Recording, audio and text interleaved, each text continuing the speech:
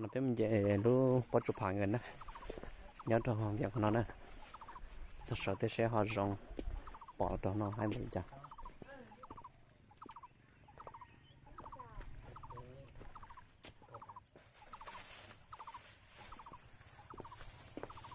nhưng mà đó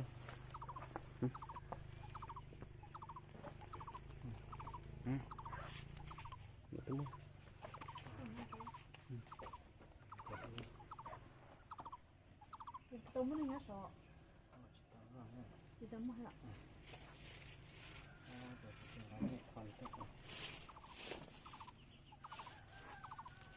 ít tên là cũ mà còn nên tạo Lấy.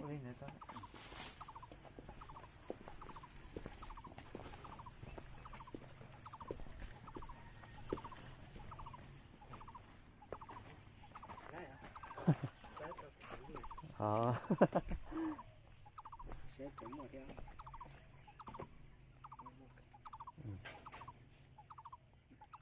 nó dễ cho nên số ít tụ phải chưa nào nó dễ đấy chưa nào cậu chơi tí dạng tại sao tại sao nó bắt biến lại à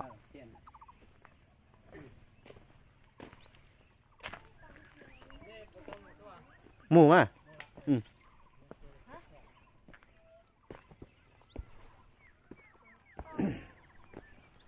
vậy sao đấy palote từ đó giờ wow một lô tê thì bỏ này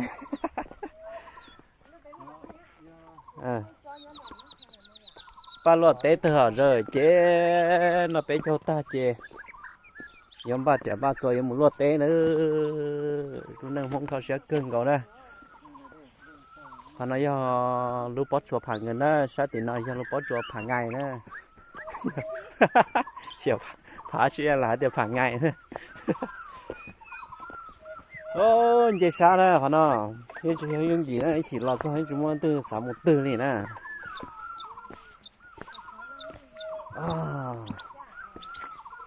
mà mình chỉ mong lòng nó có bán cho sao ô sao thì nó bán mong lòng mình chỉ cho nó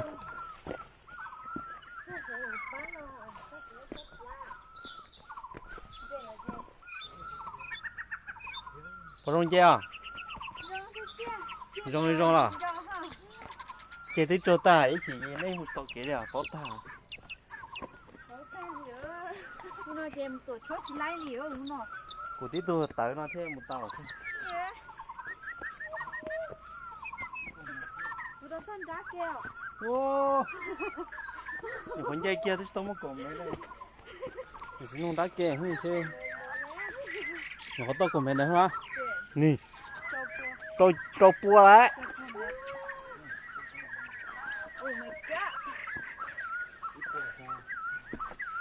đấy tới bùa nè bùa nè còn mấy cái trâu chùa chứ còn mấy số mò đặt thua nè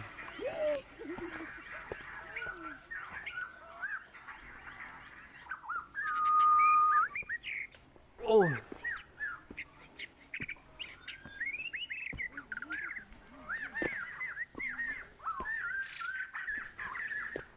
thế mi chẳng mà nếu có chỉ chẳng có lót đó thế lại nên mà chỉ móc cái tay dùng cho thôi ô cầm bằng cây thôi vậy nó nhớ nản không em tôi tên nó sẽ tôi tao liền à nên nhau hàng thô thật sự cho nên cầm bằng cây nào ở cầm bằng cây giờ chỉ ổn đâu mồ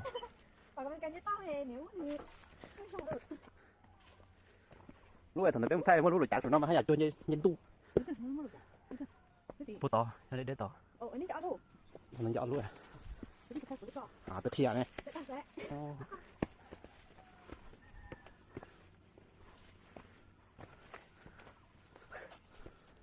ô thằng này cho lấy nó ra cơ ô tao liều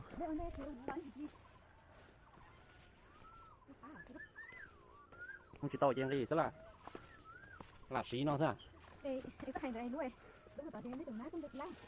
lúc tới bé sườn giòn chơi phát sụp một cái bé chơi tiếp tục chơi nó cho nó sòn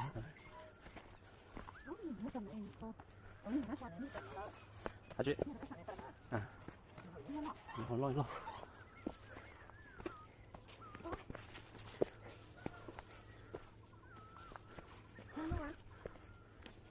Ô, dạo tụi nó không thôi nha. Bỏ cho phần này giá hai thò. Mày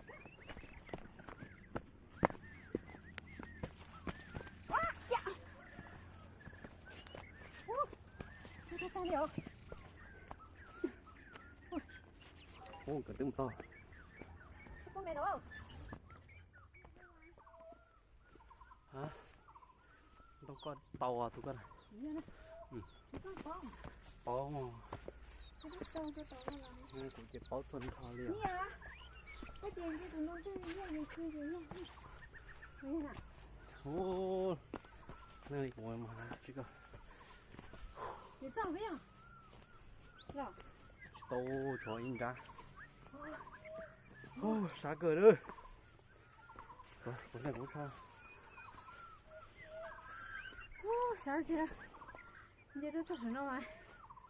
Chuyện lại đi kìa. Rồi con nào cũng cho cô.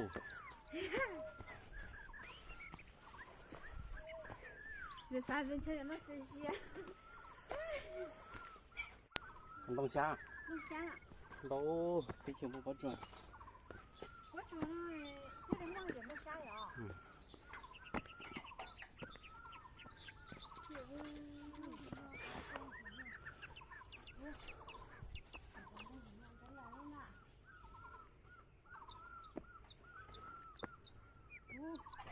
Nó bóng rồi. Thật khổ số lại. Nó còn dây sắp lờ nó to nó một tàu ư.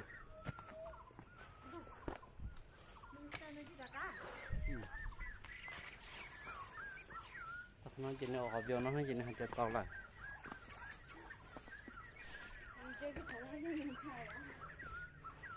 Xuống đau tàu nó.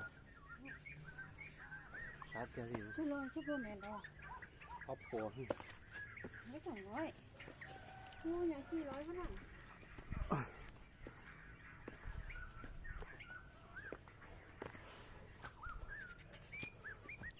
Ủa xin để theo bỏ vô rồi nè. Giờ có chuột này.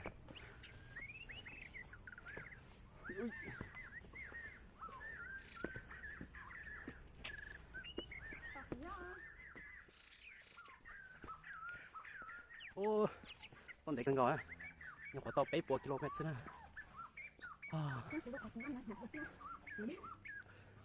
To the top. To the top. Cho 7 km cho 6 rồi nè. Đấy, con xin để.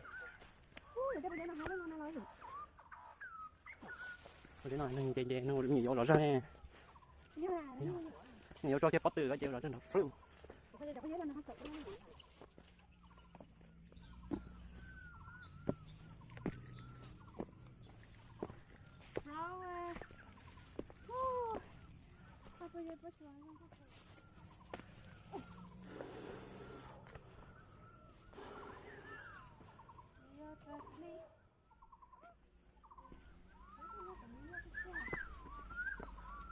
Muốn sao hồi chứ muốn sao số chỉ hướng nhất khóa thôi mà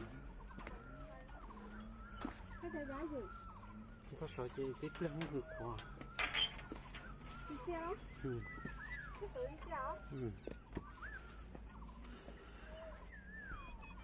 Ô.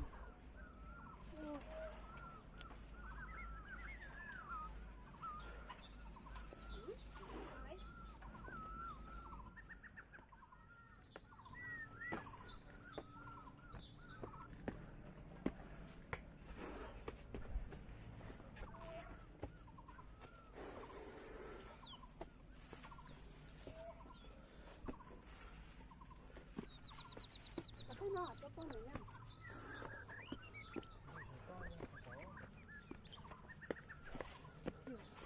Hả?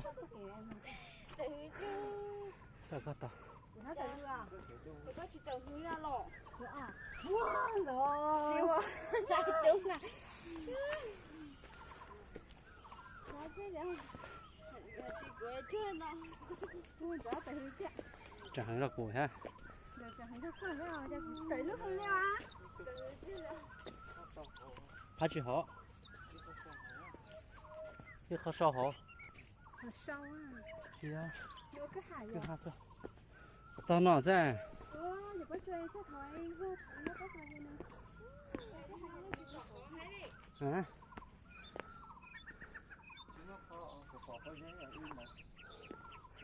你拿带上，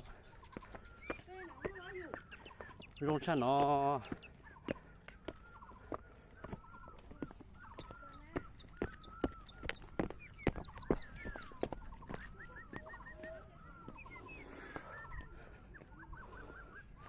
哦哟，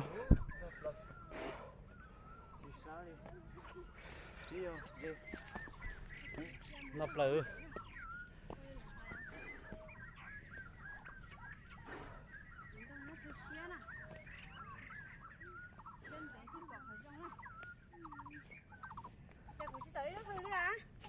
不啥？ Sao món kia thì chỉ đấy nó hư thế này. Thế chỉ sao? Chỉ đấy đấy. Rồi hư luôn ha.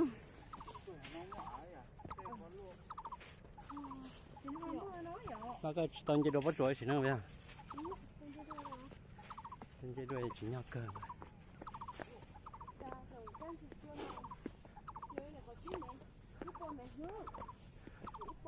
Chuối bò mẹ. Ôi yêu giờ rồi. Tia kìa ô. Tí nhiên dây cái rồi tròn. Ôi ngọc lở luôn.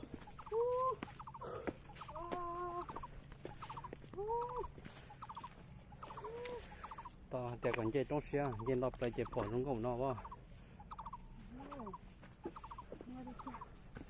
Nó lớn ra nó sắp ra thế hả? Nó stop bỏ. Không liều, sao nó đúng ra thẳng rồi đó. Nó giờ luôn rồi. Một nghìn đó. Em nó xông nhưng họ thứ hả? Không được tao lọ. Chẳng thấy cũng do thế nhưng mà nó đâu có béo. Để chúng mình luôn lý chạy kia tôi sợ nó. Bây giờ giờ sạt lâu được.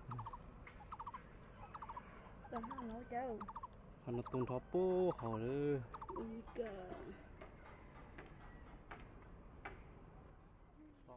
Giờ cái sọ hạt tiền này, tí bây giờ nó dễ bé mà, sao cho sọ à, chòm kia này, cái thằng này.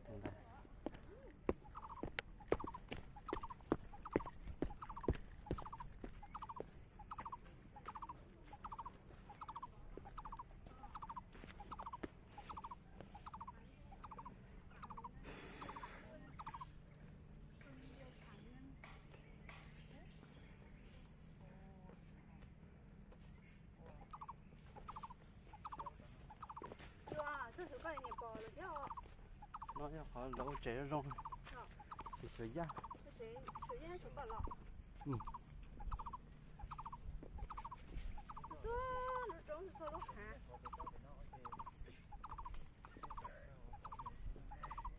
Ồ. Nó một chỉ lại hả?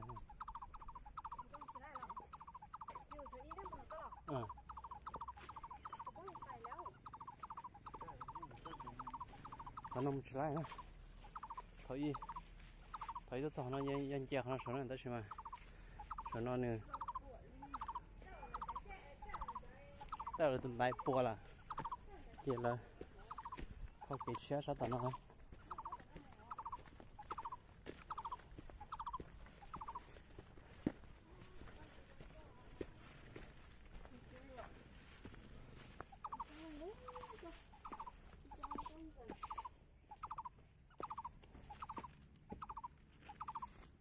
Nó rong có ngờ đó.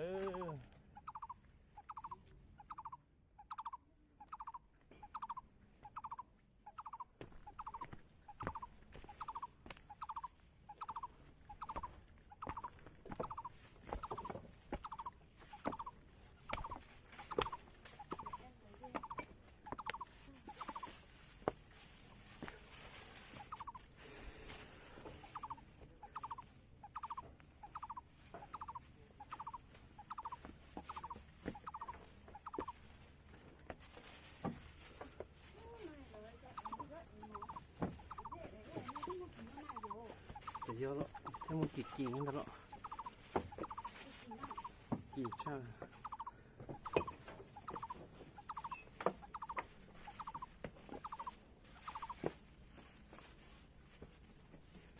thôi này rất sang nhỉ.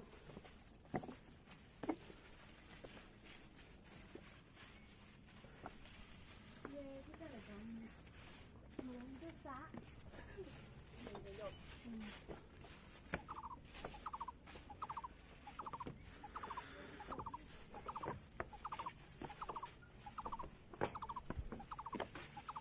đây cũng chùa non đỏ sư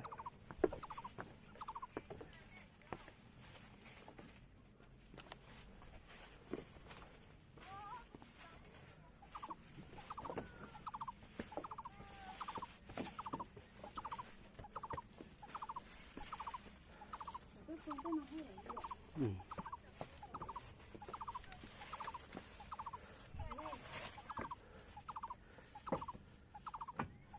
Ô, rồi chạy đi nó lép lì thì đó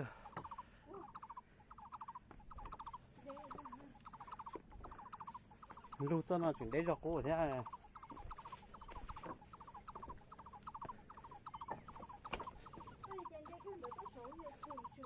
à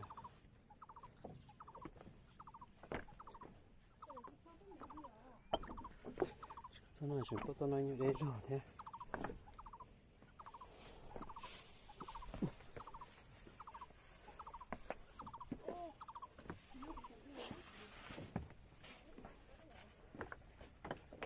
một tao đây đây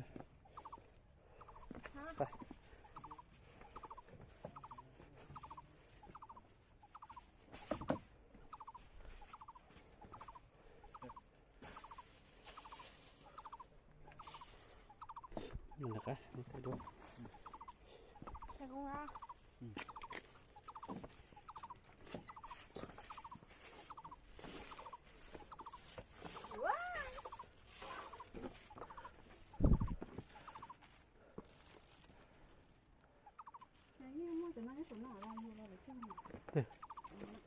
tôi bỏ này giờ cho nó sụp bắt chuột ừ. Sao có chuột? Ừ.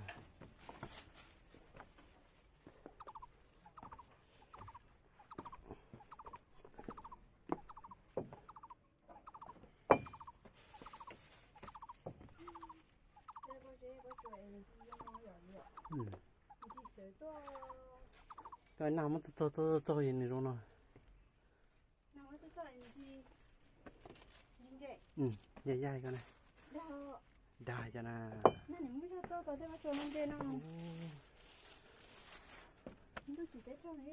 dạ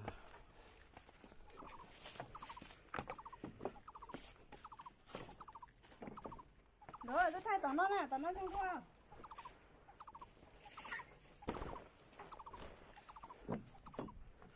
nó cái lúa sao nó chỉ như để rau cô thế này Đi chắp cô mày nói vậy. ừ.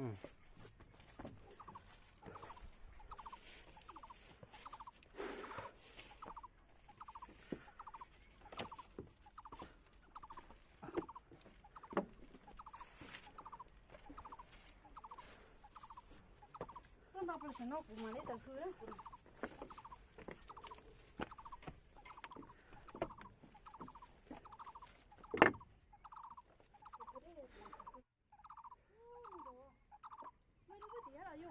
Lúc tí lúc xe sắp lên bà một cái nắp rồi đó mày một sao ta chạy tới đây Mới đâu tí này. cái bỏ chạy ở lúc rồi Oh my god. Bây giờ nó không mua ấy không rồi. bà tôi nó tôi này thằng này dây chờ có sẽ đổ anh đại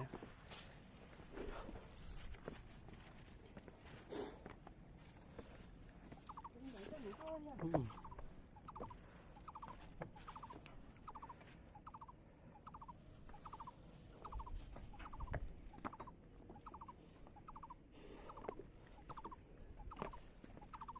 Ôi giời, xong rồi á.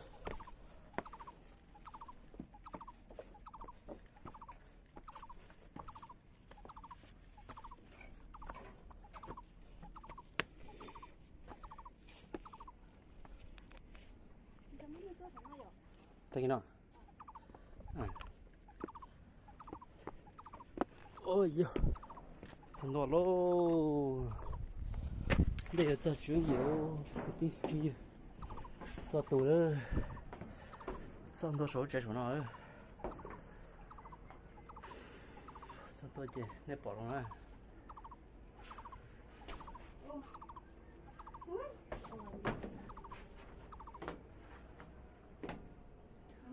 sao nó nè chẳng mua chỉ nhớ quá sợ khó à nhanh chóng bắt được sao nó ha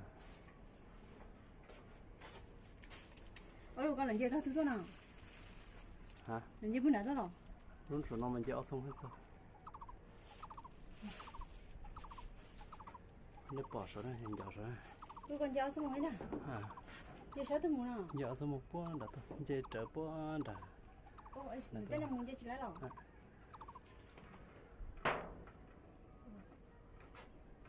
mua thì thế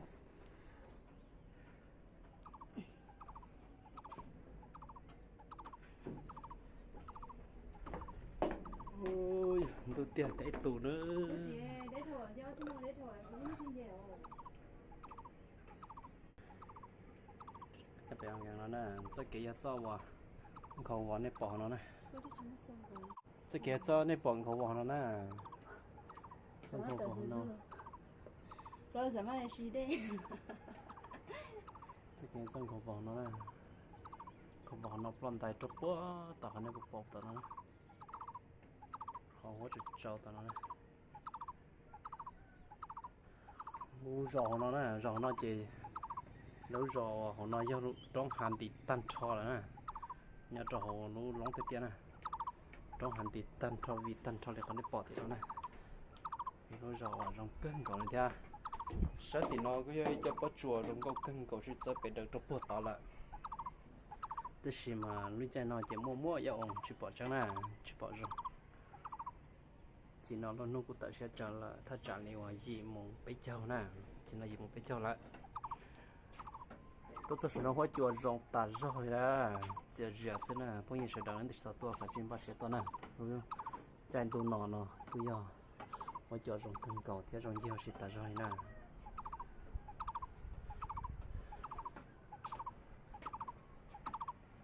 nó họ chỉ do tự nhận nó nè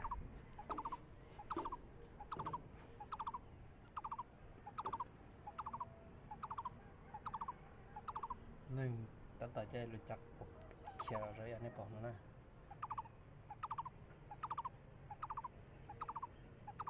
sẽ cần cầu ha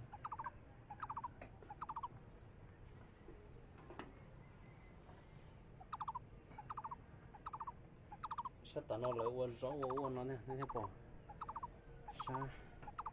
sao nó chỉ là mới cho là quên rõ quên nó nè chỉ liều nó mua đây tụi đây nhớ nhớ trời tụi nó tới cho nó chỉ là mua cho đây cho là mua cho chỉ là sẽ sử dụng vô hay là học bằng nó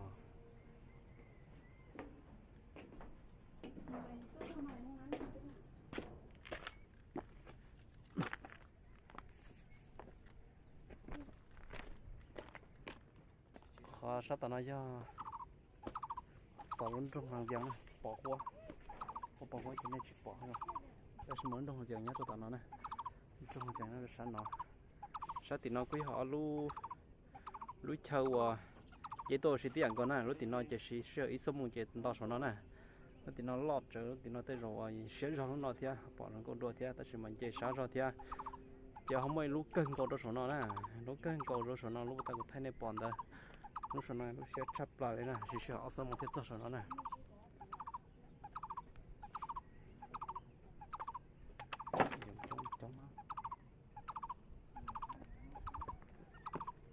này giờ luôn mới sẽ trả nhau thế này lúc chị hả mới sẽ trả nhau thế lúc tí đây với má chị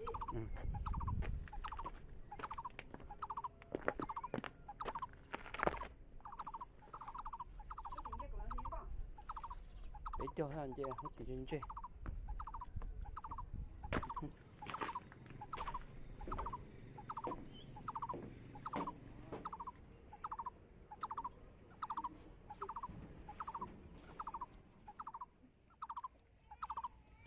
จะไปชุดเดียวเราใช้ lúc trống phải gần nó rồi nó nè bây giờ trọc cá lại thế này chỉ nó tí chua một tờ lại nè chua một tờ lại chị xong tôi cú lại thế tôi sai tệ thế bỏ khăn câu lại bây giờ kì một nó trong đó nè phải xin nè trọc cá ô sao chạy trọc cá nè ô mình luôn mà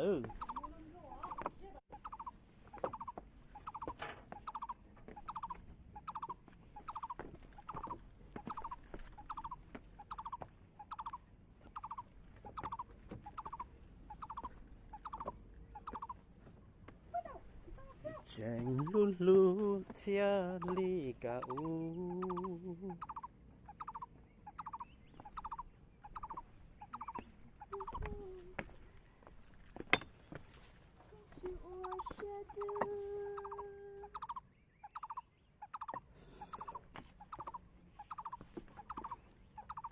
ô gì là quê sát cơn rồi kia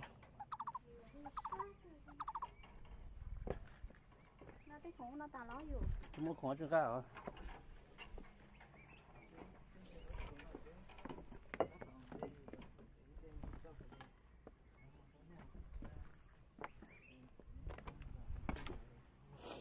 nó sẽ có một tôm mua chứ quá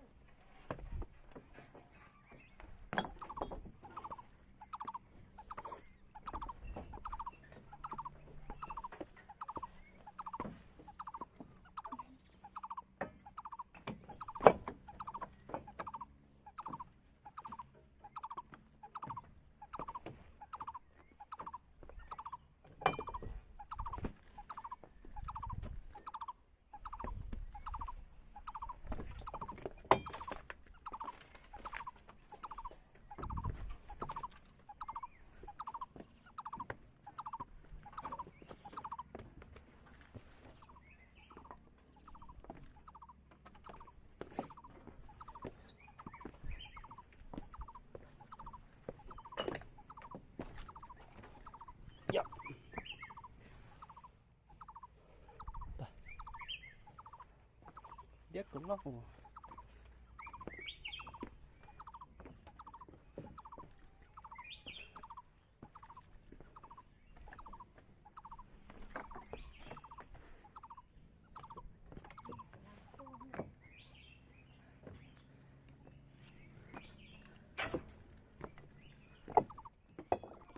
chàng với à cả săn với à có chém ba mó xong tôi là nè bây giờ xong tôi nó nè cái chết chung mà nhon raไปมองก็อมเปิดhaไปจนตัวnó chuyển sang ôm bờ thế cái chết chung mà nhon ra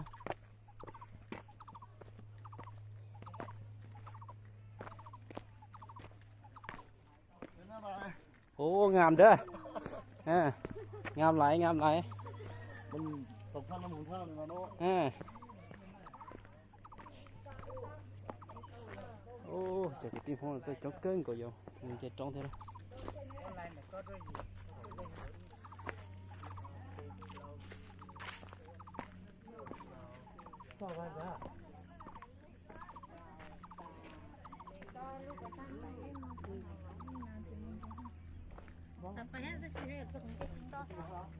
dễ cuốn to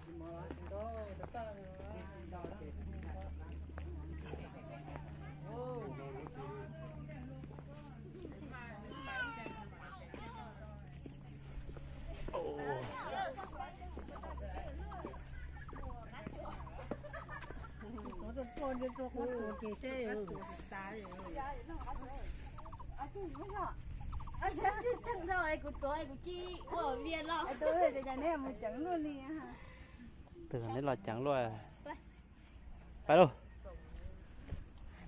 chị chế đâu thấy cái chị cũng khâu khâu à mà cũng chẳng gì phải đâu.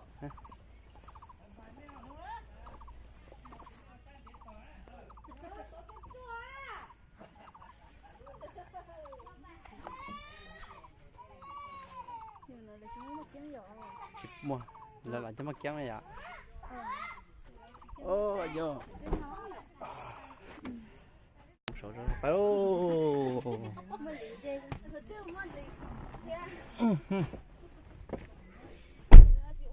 số mà thêm mua đi mà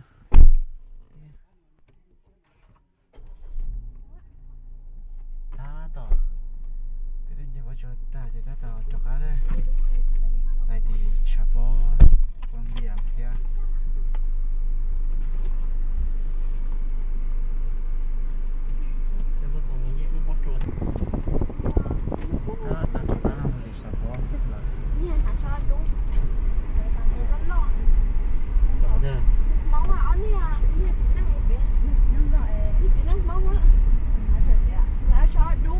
nó có mấy cả giờ như nhớ phải đúng không bé nè thì bé mà từ đây là nó tao lại tao đi nó một nó tao lại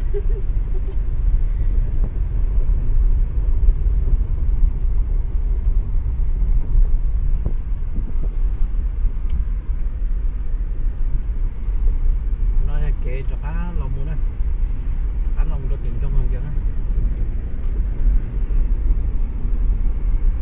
nếu mà anh chia số mà nó chỉ đến lúc tư hay sao chỉ xe đi sao xe đi lại để rồi